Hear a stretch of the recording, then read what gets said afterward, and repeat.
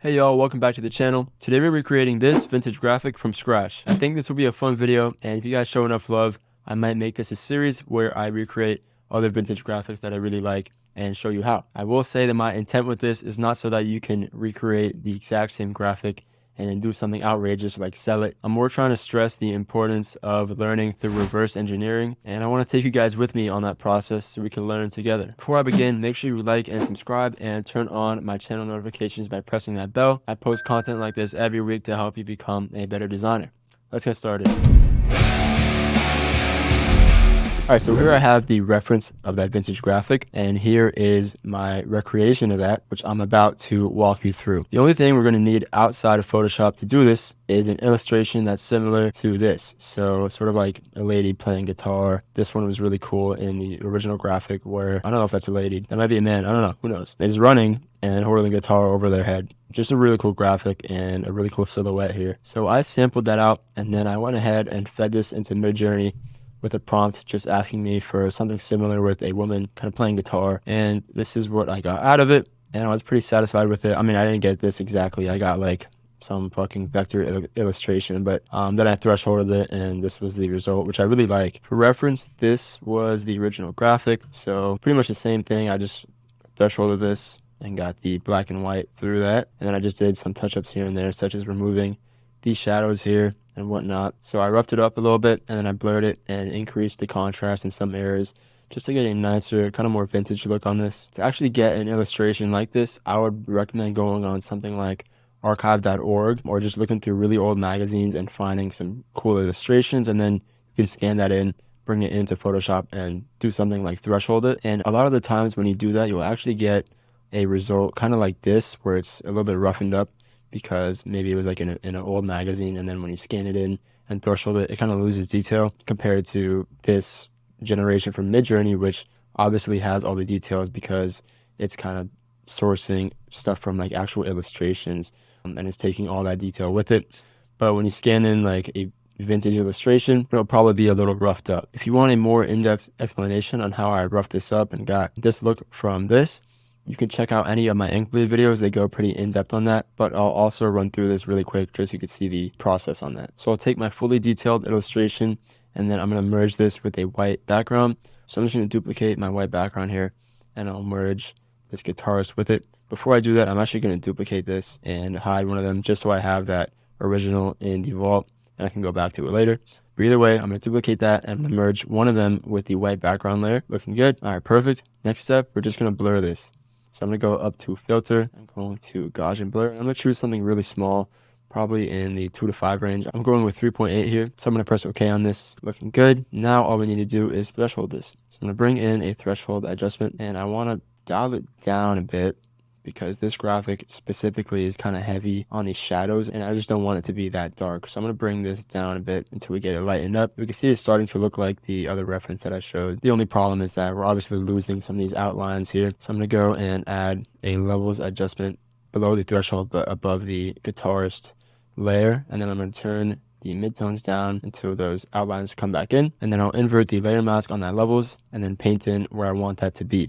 So I'm taking a soft brush and I'm using white to paint back in those outlines where I'm missing them. Cool, so this is what I ended up with. I'm going to merge this levels with the guitarist layer, and then I just want to displace this a little bit and give it some more texture and feel. And how we can do that is either by a displacement map or just using filter, filter, pixelate, and crystallize.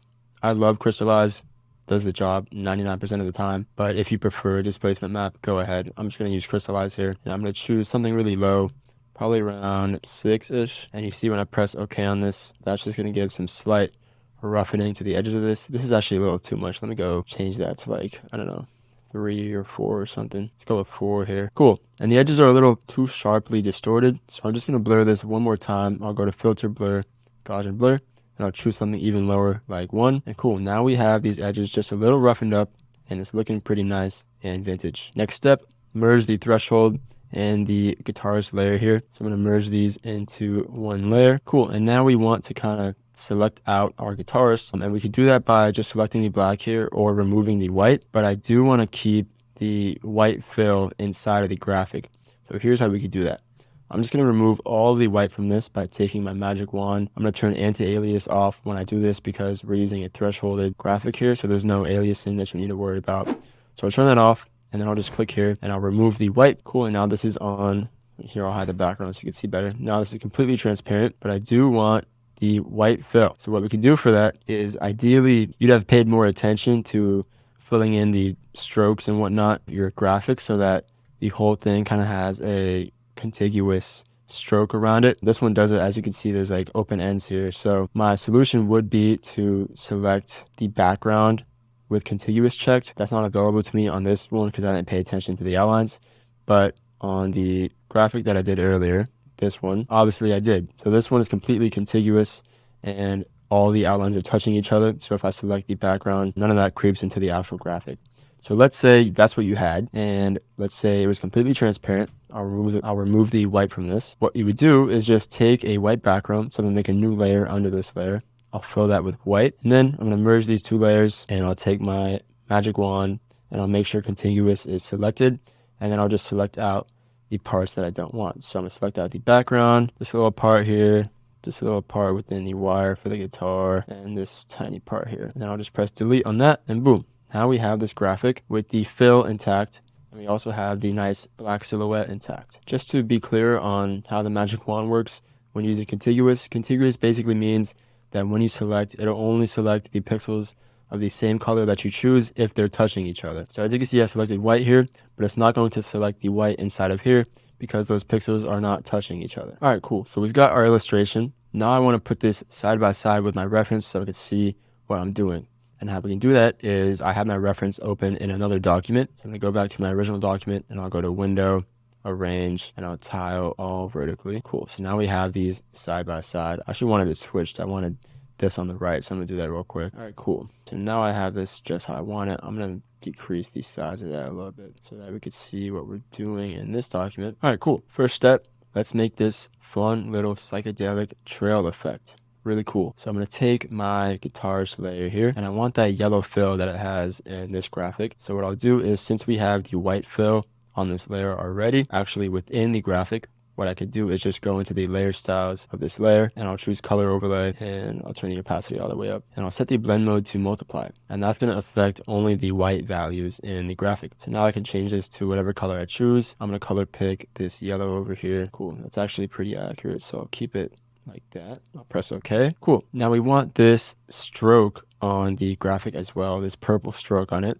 So we'll do that while we're still here. I'm going to go ahead and add a stroke to this layer. I'll turn the stroke on, and I want it to be positioned on the outside just like this one is. So, and I need the color of this to be that same purple. So I'll just go and select that purple out here. Does that work? Can I select it from this document? All right, cool. I'm going to color match that a little bit better. All right, so now we have the purple stroke on this, and I just want to turn the size up to match it more closely to the reference. So let me see. It's probably about looking like, I don't know, 30 something. I'll go with 38 here. Seems accurate. All right, looking good. As you can see, this reference graphic does have a black stroke on top of the stroke that we just made, but you can also see that this black stroke is interconnecting between all of the strokes of this fading trail effect. So that's actually something that we're going to do later after we merge everything. So I'm just going to press OK on this, and now I want to actually make this trail. So here's what I'll do. I'm going to duplicate my layer here, and I'll go onto the bottom one, and I'll drag that out just a little bit to the left here, and I don't want the actual fill on this anymore. So I'm going to go into the layer styles of this layer, and I'll just set the color overlay blending mode to normal, and that's just going to fill our layer with this color. Now we want this to be orange, so I'm going to take my color picker here, choose this orange if it lets me. I don't know why it takes so long. All right, so now we got that nice orange here. I'll press OK on that, and this kind of fading effect does it in a way where it gets smaller with each iteration. So that's what I'm going to do. I'm going to take this, drag it a little bit to the left, and I'll just make it smaller. So I'll bring up my transform controls and make this just incrementally smaller until it looks good. I'm just eyeballing this. Of course, you can go by the actual percentages here. I'm not going to do that. I'm just going to eyeball this. So make it incrementally smaller. This looks about right to me. Maybe just a little bit more. Cool, looking good. And then we're going to do this again 3 other times. So here I'll duplicate the layer again. I'll go onto the bottom one, bring it to the left, and I'm going to scale this down just about right there. That looks good to me. and then I want to change the color to that more red orange color that the reference has. So again, I'm going to take my color picker and pick on that color. All right, looking good. Let's do this another time. So duplicate the layer, take the bottom one, drag it to the left, and then rescale it down a bit. And then I'll choose, forgot to mention by the way, when I'm rescaling this down, I'm doing the normal rescale, but I'm also holding Alt so that the anchor of the transform controls is actually in the center. So if I were to just take this and hold Shift and rescale, it's going to do it by the left anchor because I'm holding the top right one here. But if I were to hold Alt and then drag this in, it's going to do it, hold Alt and Shift and then drag this in, it's going to rescale it from the center anchor point. So just wanted to point that out. Cool, now I'm going to take this layer, go into the layer styles and pick that more reddish color. All right, lastly, we'll do this one more time. Duplicate, take the bottom one, drag that to the left, scale it down, and now we just have to choose that really deep red like the reference has. So let me just color pick that, or I'll just make it myself. Looks like, I think that works. Let's press OK on that. All right, this is looking pretty cool. So the next step would actually be to add this black stroke on top of the purple stroke. So here's how I'll do that. I'm going to take my magic wand by pressing W. I'm going to make sure contiguous is not selected. I'm going to choose sample all layers. And then I'm just going to click on the purple here and I'll grab that entire purple selection. Then I'll make a new layer. I'll just fill this with whatever color, it doesn't matter. Cool. Now I'm actually going to hide this. I'm going to take my color picker and I'll click on that purple just so I have that value saved. And then I'm going to show this layer again and I'll go into the layer styles and I'll set the color overlay to that purple. Cool. So we could just go ahead and add the stroke from here. But before I do that, I want to note that the graphic has some kind of hiccups here. So something that I don't like particularly is how there's these white spaces in between the iterations of the trail effect. So I want to fill that in and I'll do it on this layer. So I'm going to take my brush and I'm going to make sure it's a hard brush. So I'll drag this all the way to 100% hardness. And I'm just going to paint in with whatever color, by the way, it doesn't matter because we have the color overlay on this. I'm just going to paint in on these spots, which you can either do by hand or you can just take your magic wand, set that to contiguous, make sure anti-alias is checked on this, and then fill in or select all these spots. So you can select once and then hold Shift and select another time, and that will add to your selection. So I'm holding Shift and just clicking all these spots here. All right, do some more up here, maybe this one as well, and I'll do this one too. Cool. And when we fill this in, we want to make sure it fills in the whole thing. So I'm just going to be safe here and go to select, modify, and I'll expand the selection by just 1 pixel. And that just makes sure we don't miss any pixels on the outside here. So I'm just going to fill this in using Command Backspace on my keyboard. Boom, looking good. And I'm just going to do some slight touch-ups here with my brush. So I want that filled in, this little spot here, this little spot here. All right, looks good to me. Now we can go ahead and add the stroke to this. So I'll go into the layer styles here, and then I'll go to stroke, and I'll change the color to black, and then I'll just decrease the size of this until it looks about right. I feel like the reference has it sort of around, I'm gonna go with 9 here, or 10. I don't know, it's a tough one. I'll go with 9. 9's looking good. Okay, perfect. Now we got the bulk of the graphic done. Now let's go ahead and add this text. So I don't know the actual fonts used in that graphic. I'm just gonna be guessing or using whatever I have in my library.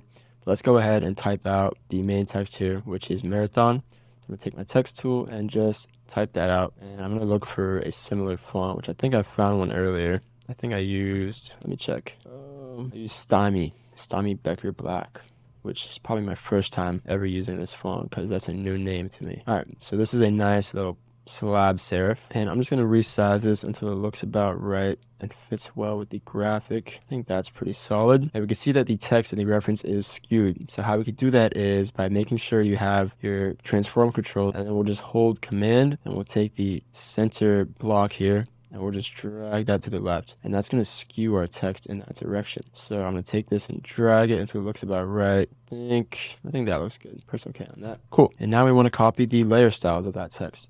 So we'll go into the layer styles panel here, and the first thing we notice obviously is that yellow fill color. So I'll go to the color overlay and I'll click on the color picker and just choose that yellow again. Looking good. Now let's take the stroke of this. That's a black stroke. So I'll add the stroke, and it's still black from the previous stroke we did. I think this one's just a little bit bigger than that one. I'm going to do 11 or 12. 12 looks good. Cool. And now I need to add this drop shadow here, which is a really cool effect actually. So I'm going to show you how to do that. We're just going to click on the drop shadow layer style here, and I'm going to reset this to default. which this probably isn't your default. This is what I set as my default. But you're going to want to copy the settings that I put down. Make sure the spread is at 100. When the spread's at 100, you can see I'll drag that down a bit. The text is fully hard. There's hard edges. Okay, I instantly regretted saying fully hard, but you know what I mean. There's no transparencies in there. You see, if I turn the spread down all the way to 0 and I turn the size up, now we have transparencies on this. But no matter what, if I turn the spread all the way up, then it's going to be completely filled in. So anyway, make sure you have your spread at 100, and I'm going to turn the distance all the way down for now, and I'm just going to turn the size down, and I'll bring the distance back up until it looks about right, and the angle is a little bit different. So I'm just going to take the angle thing here and make sure you check or uncheck use global light. And I'm going to bring the angle to the right a little bit, and that's going to skew it in that direction just to get it closer to the reference. I think that's pretty accurate. Cool. So now we can play with this distance. I think it was fine around here, but you can obviously see what this does. So you can just get whatever effect you want. Just make sure the spread is on 100, and I want to bring the size up on this because I kind of like how this is a little thicker than the top text. So if we bring the size up, we can see that it's kind of like adding a stroke to the bottom drop shadow. Okay, that's looking real good. Obviously that drop shadow is red, so we're gonna go in the color here, and I'll choose that deep red that we had before. Cool. And now we have a black stroke on that drop shadow. So how we can make that is by duplicating this drop shadow. We'll press the plus icon next to it to do that, and we'll go to the bottom drop shadow, and then we're going to change the color to black, and all we have to do from here is bring the size up, and that's going to pretty much add a stroke onto that bottom drop shadow, which is really cool. Okay, this text effect is pretty much done. I'll press OK on this, and I'm just going to compress it a little bit vertically because I feel like the reference font is a little bit more compressed than this one, and I also just like how it looks, so I'll do that. Cool, looking good. And we can add the rock and roll in 1980 text, but one thing I want to mention before we do that is how the graphic here is covering part of the text, and I'm going to get into that, but we'll just bang out the rock and roll in 1980 text real quick. So let's make a new text layer. I'm going to take my text tool and type out rock and roll, and one thing I want to do is align this to the left. As we can see, the reference has it aligned to the left, so I'll go into my properties and then paragraph and just left align this. Cool. And I want a similar font, and I think the closest I could find for this was this font called New Spirit, so that's what I'm going to input here. New Spirit. Let's do medium, or I don't know, maybe semi-bold. Let's do semi-bold. I'm going to bring that in place within the graphic, size it up a little bit. Right there is looking good. And now we just need that stroke and color overlay. So I'm just going to copy the effects actually from the previous text. So I'm going to hold Alt on my keyboard, and I'll drag these layer effects to our top text here. And then I'll just turn off these two drop shadows. And now we have this text with the color overlay and the stroke. And now I'm just going to duplicate this. I'll bring that down and I'll change it to 1980. It's looking real good. I think we're pretty much done with that text here. Now I want to bring one of this lady's legs over this text, sort of like the reference has it. And there's a very easy way to do that. So I'm going to close the layer styles here so I can see better. I'm going to go to my marathon text, and I'm going to put this in a group. So I'll press Command G on my keyboard, and that's going to put it in a group. I'm going to make sure the actual group is selected here. And now I'm going to go down and find my original guitars layer. So that's this one, and I'm going to hold Command on my keyboard and hover over the layer thumbnail, and I'll click on that, and that's going to give us a selection of that layer. So we'll make sure we have our group selected, and then we'll go and make a layer mask out of that. So click on the layer mask icon down here, and now we have a layer mask, but it's inverted. So to invert it, we'll go and press Command I on our keyboard, and now that layer mask is inverted, and our lady is in front of our text. But we only want one of her legs in front of the text, so we can add more depth to this. So I want to take this leg out, and how we can do that is just taking a hard brush, make sure the hardness is on 100%, and then we'll make sure we're still in the layer mask here, and I'm just going to paint over this spot with white, and that's just going to keep my text behind or in front of that leg. That's looking pretty cool. All right, so our graphic is pretty much done, and it's looking real good, but there are a few things I just want to go back and tweak that aren't really completely faithful to the original graphic reference, but that I just think would make this graphic look a little bit better. So the first thing I'll do is go back into my marathon text layer styles, and I want to add another drop shadow to this. So I'm going to duplicate the bottom drop shadow, and then I'm going to go to the bottom one, and I just want to turn up the distance on this, and that's just going to give more depth to that text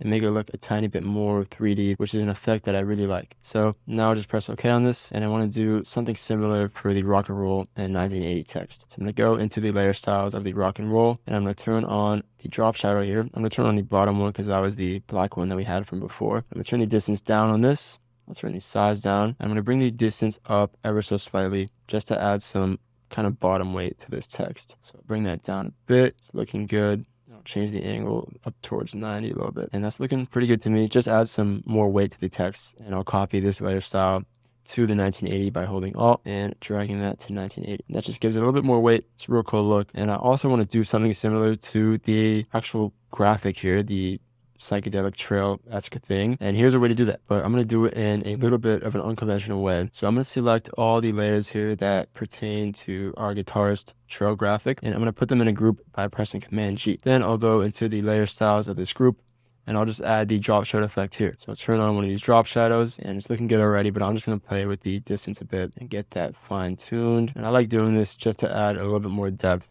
and bottom weight to the graphic. We're going to do one last thing here, which I really like to do on these types of graphics, just to give it some more depth. So I'm going to take my magic wand, pressing W on my keyboard, and I'm going to unselect or deselect contiguous, and I'm going to make sure that sample all layers is still checked and that anti-alias is still checked. And I go in here and I'll just select the black of our composition. Cool. And now I'll make a new layer and I'll fill that with black. And then I'm going to go into the layer styles of this new layer, and I'm going to add a drop shadow to this, but I don't want these settings. I want the size to be at 0. I'm going to bring the distance all the way down for now. I want to make sure the color is on white.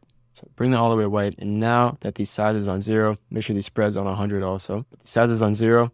And now I'm going to bring this distance up ever so slightly. And as you can see, that is just going to add sort of like a print misregistration effect, which is just a super nice effect that I add on like almost everything, because it just adds a little bit more depth to the graphic. So I'm going to set this to about 3 or maybe 2 for a more subtle look. I don't know, I have to zoom in here. We'll go with 3. Let's do 3. All right, press OK on that. And now the graphic is actually done. And I really like how it's looking. I'm going to merge all of this together. So Command Alt E, and then I'll just hide the group layer. And our graphic here is complete. If you really wanted, you could add some textures on top of here just to get some more grit in the graphic. So I'm choosing to add a texture here just for display purposes. But obviously, if you're sending a graphic to print on like a t-shirt, you don't want to add any like scan textures in there. You just want the pure graphic, and the actual textures from the print will come in real life when it is printed on the shirt. In any case, here it is with some texture just for that printed look.